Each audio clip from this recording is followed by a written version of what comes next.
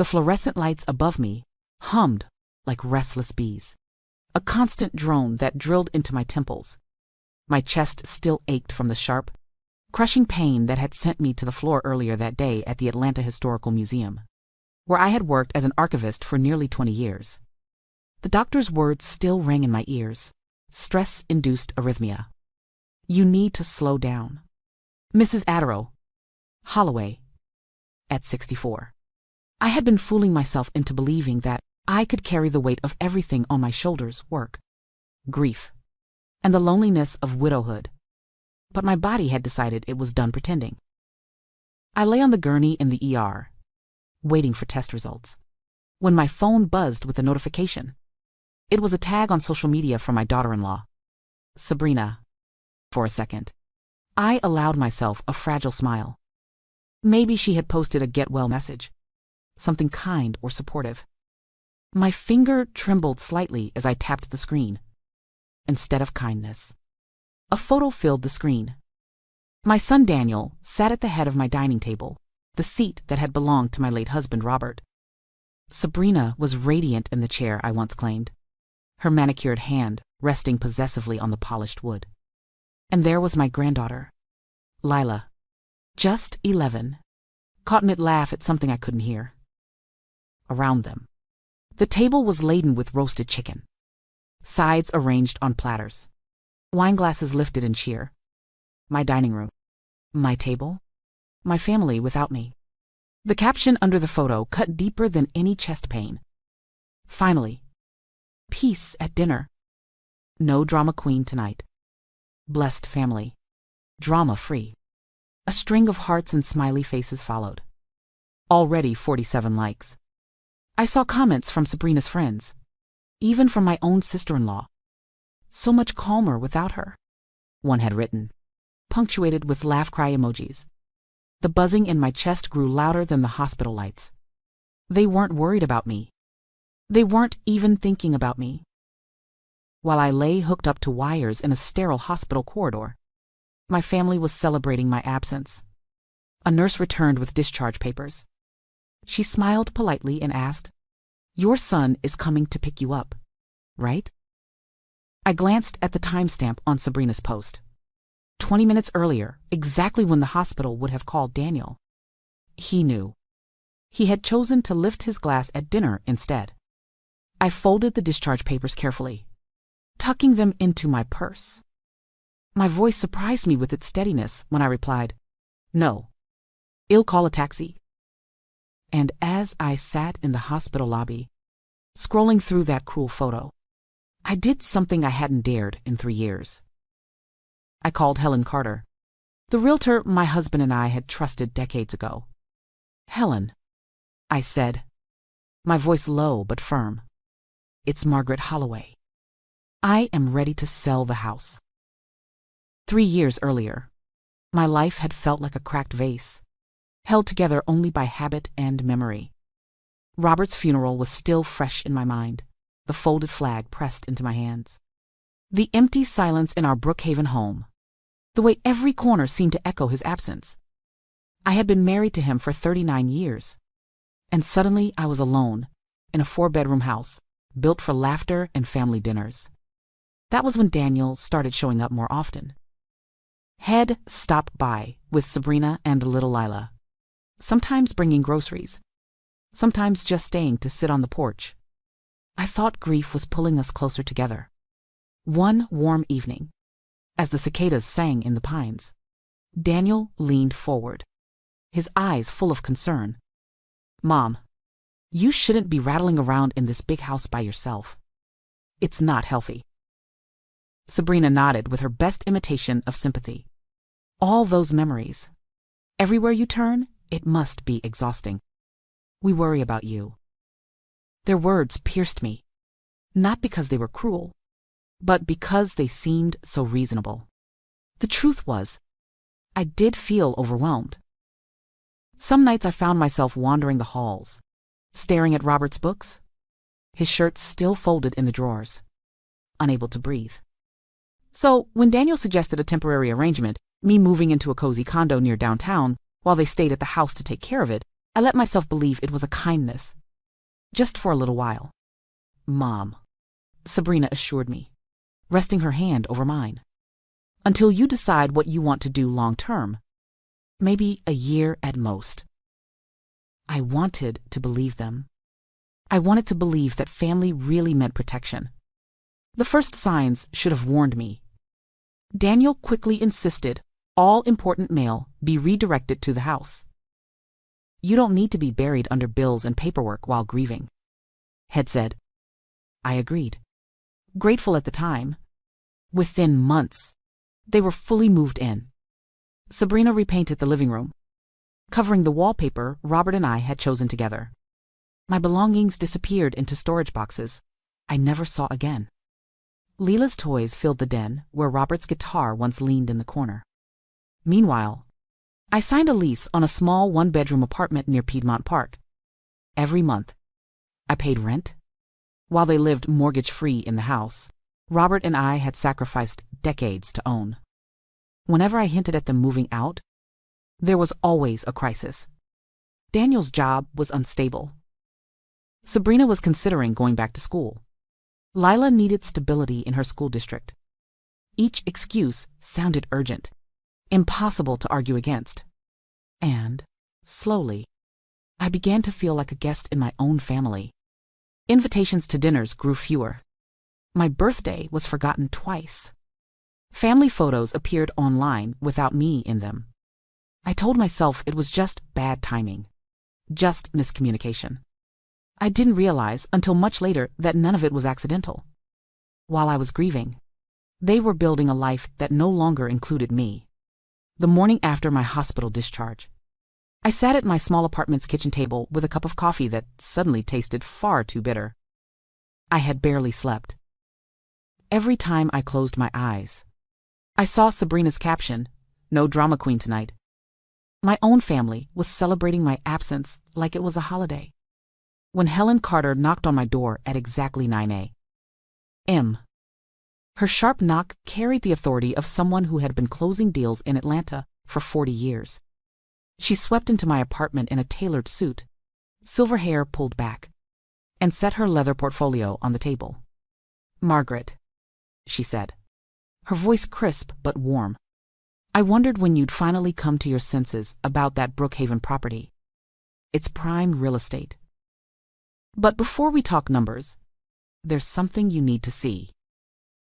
Behind her came another woman, slimmer, younger, with hawk-like eyes and a stack of folders. Helen introduced her. "This is Patricia Lane. She's an attorney who specializes in family property disputes. I thought it wise to bring her along." Patricia wasted no time. She spread out documents across my tiny table. "Margaret, I need to ask you something directly. Did you ever sign a lease agreement with your son and daughter-in-law? Any rent payments? Any written contract at all?" I shook my head. No. It was just family helping family. Patricia exchanged a glance with Helen. "That's good and bad." Good, because you retain full ownership. Bad, because after 3 years of continuous occupancy, they could try to claim tenant rights. In extreme cases, they might even attempt something called adverse possession. My heart stumbled. "Are you saying they could legally take my house?" "Not easily," Patricia assured me, "but they'll fight if you try to remove them. Well, need to be careful, thorough, and fast." Helen opened her portfolio and slid over a thick packet. I pulled recent property tax records. There were several liens filed in the last 18 months, then released. Home improvement loans. Did you know about those? I stared at her, the words not sinking in.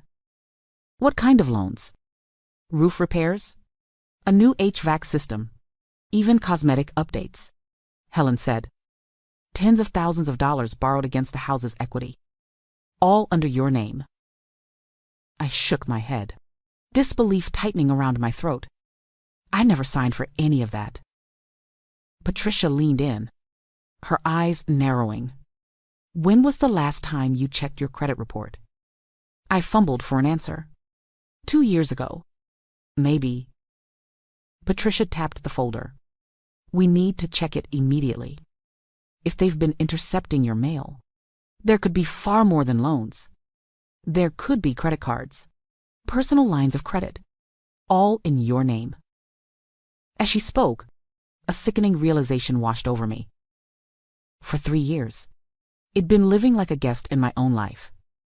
And now, it seemed, I had been paying for their dream without even knowing it. By the next morning, the storm had already broken. My phone buzzed so violently on the counter, I thought it might rattle itself onto the floor. Caller id, Daniel. I let it go to voicemail. 30 seconds later, it rang again. This time, Sabrina. Their persistence was as relentless as the buzzing fluorescent lights from the ER. Finally, I picked up. Mom? What the hell is going on? Daniel's voice was sharp, full of disbelief. Some realtor is claiming she's listing our house. Our house. I took a slow sip of my coffee, steadying my breath. Not our house. Daniel. Mine. The deed has always been in my name. There was a stunned silence on the other end. Then Sabrina's shrill voice cut in, clearly on speakerphone. That's ridiculous. We've lived here for 3 years. We've invested in improvements, paid bills, maintained it. Paid bills? I interrupted. Every utility, every repair, every gallon of paint was on my dime. And those so-called improvements? Patricia showed me the liens. Loans taken out against my house in my name, without my consent. Daniel's voice rose. Mom, you're being dramatic. We were just trying to help. You know the house needed work. I laughed bitterly. Dramatic?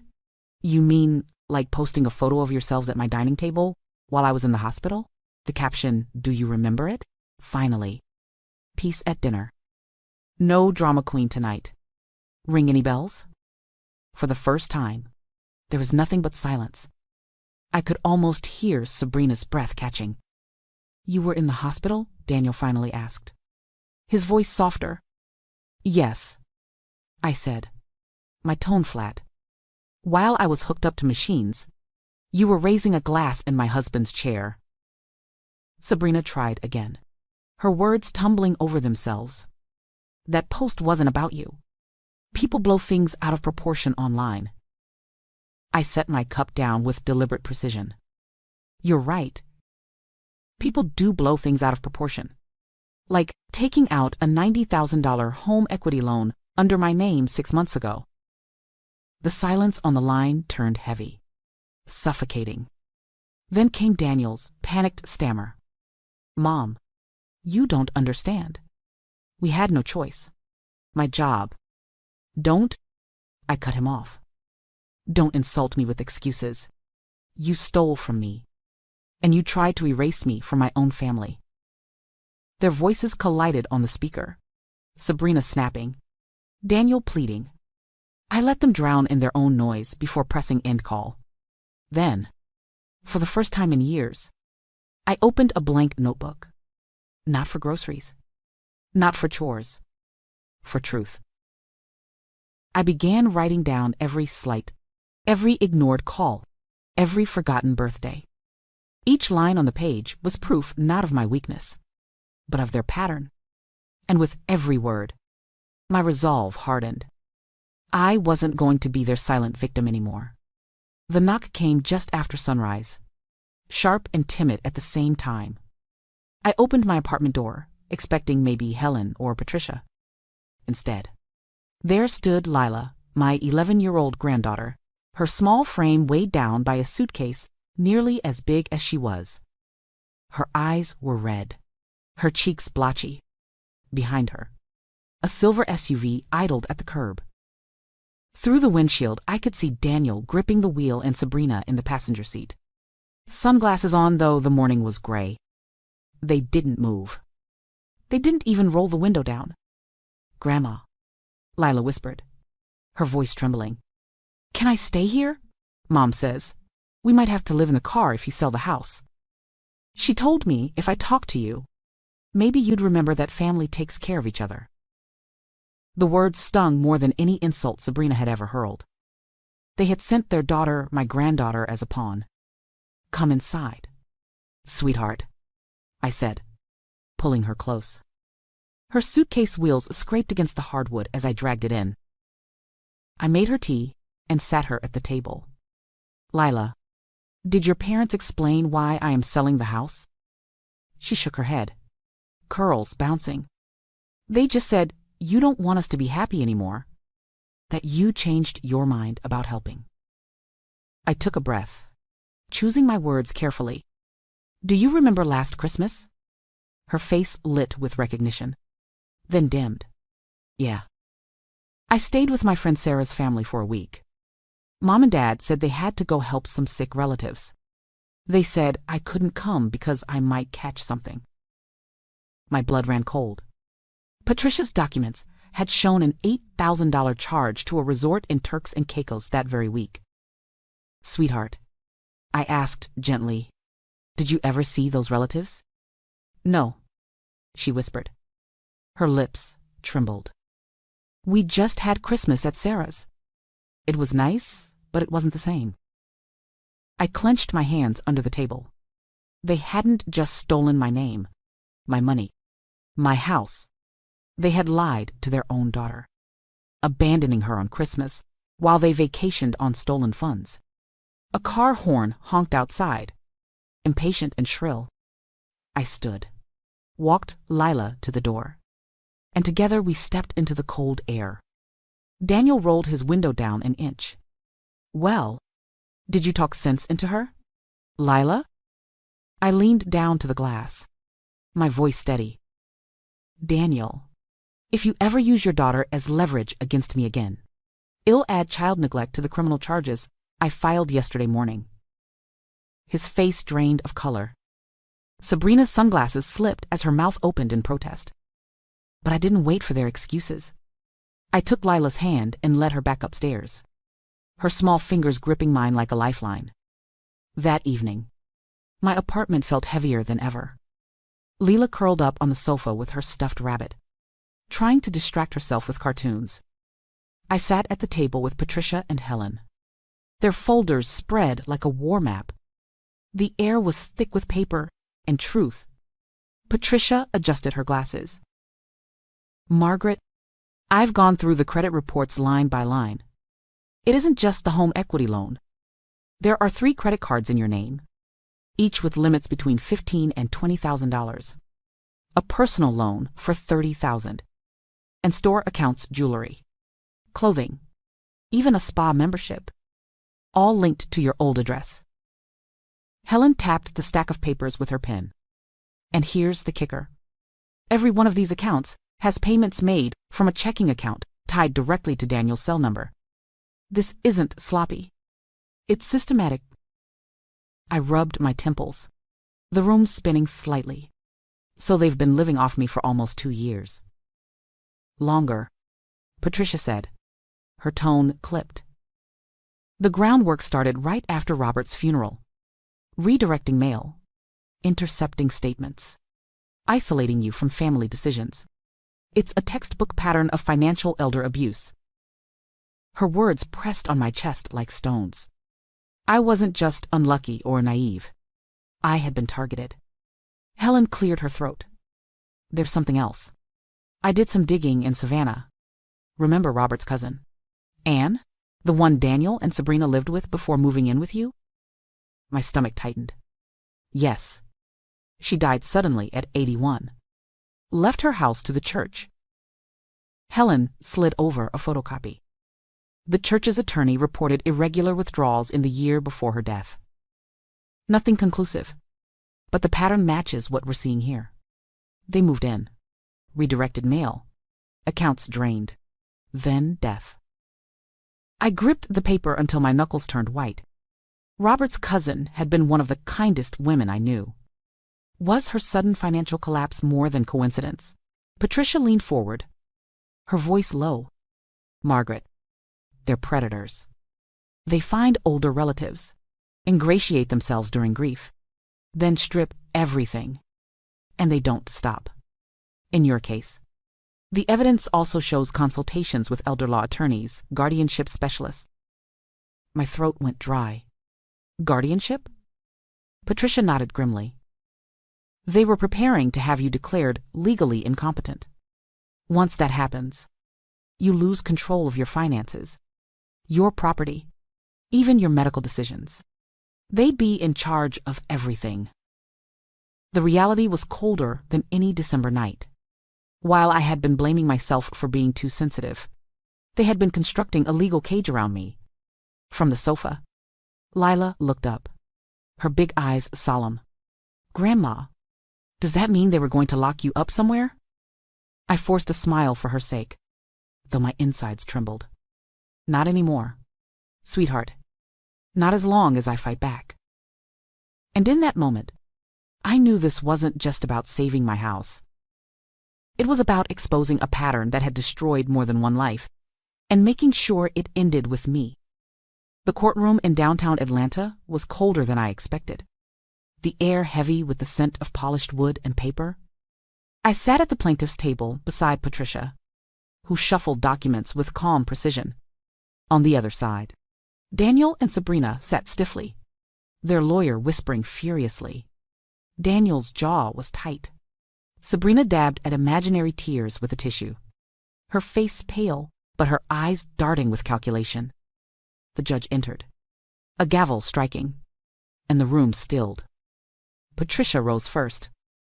Your Honor, what we have here is not a misunderstanding within a family. This is a calculated case of financial exploitation, identity theft, and attempted guardianship abuse. She laid out the evidence: fraudulent accounts, forged signatures, redirected mail, and a $90,000 loan in my name. On a projector, statements appeared: charges for luxury vacations, jewelry, spa treatments, all traced back to their address. Daniel shifted in his seat, his lawyer protesting weakly. Your Honor, my client was only managing finances for his grieving mother. There may have been miscommunications, but no criminal intent. Patricia's eyes glinted. If it was miscommunication, then why were guardianship petitions drafted on their laptop 8 months ago? Gasps rippled through the room. The judge leaned forward. Guardianship petitions? Yes, Your Honor. Patricia continued. They consulted with multiple elder law firms, laying groundwork to have Mrs. Quite Holloway declared incompetent. That would have given them legal control of her estate, her assets, and her medical care. This is not care.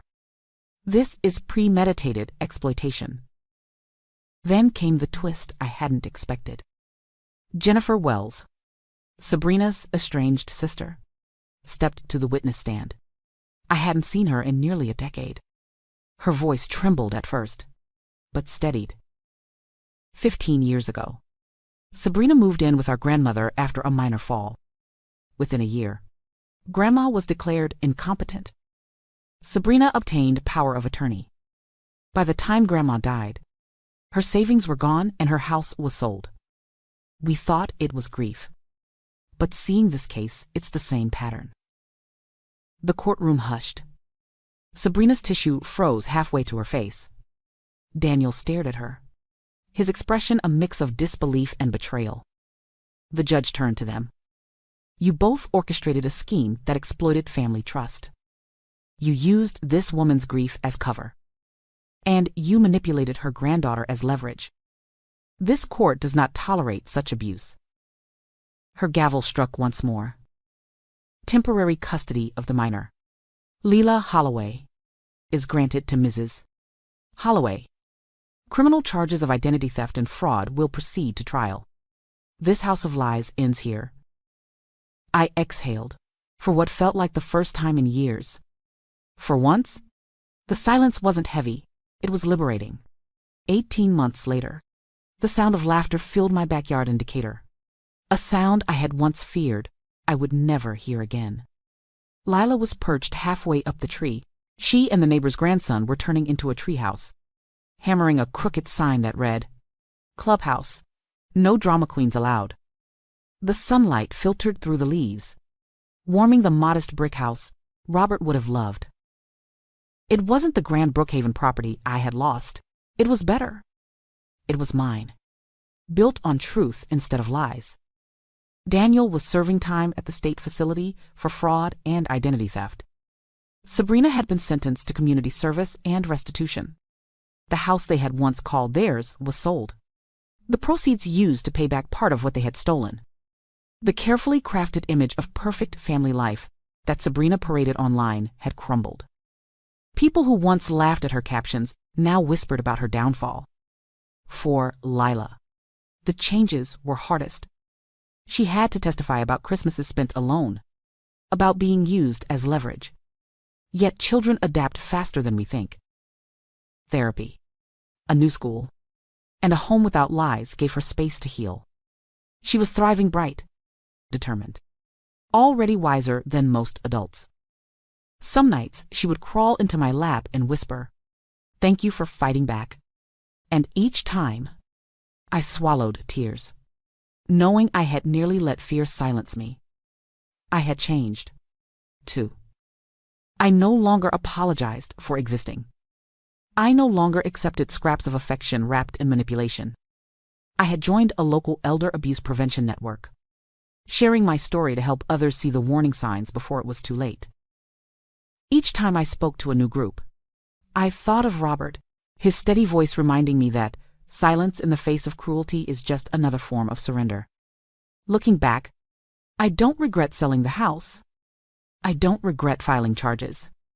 The only regret I carry is that it took me 3 years to open my eyes. I allowed guilt and loneliness to blind me to the truth. Love that demands your erasure is not love at all. The deepest betrayal doesn't come from strangers. It comes from the ones who smile at your table while slowly cutting away your place at it. I had to learn that protecting myself wasn't selfish. It was survival. As the hammering on the treehouse grew louder, I stepped outside, watching Leela wave from her perch. Her grin was wide, unburdened. For the first time in years, I felt something powerful settle in my chest. Peace. Not the fragile kind that comes from staying quiet, but the lasting kind that comes from standing tall. "Grandma," Lila called down. "Come see." And I did, walking toward a future we had built together, free from lies, free from fear. When I look back on everything, I realized the hardest part wasn't losing money, or even the house. It was admitting that the people I trusted most had chosen betrayal over love. I carried guilt for years, convincing myself I was too dramatic, too demanding, when in truth, I was simply asking for respect. What I learned is that silence protects abusers, but truth protects us. Boundaries are not cruelty. Documentation is not paranoia.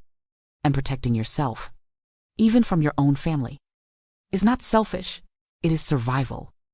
Now, I live with peace that doesn't require me to shrink or apologize. I hope my story reminds others that you are never too old, too tired, or too alone to stand up for yourself. What about you? What lesson do you take from my story? And from which city are you watching today? I would love to know in the comments.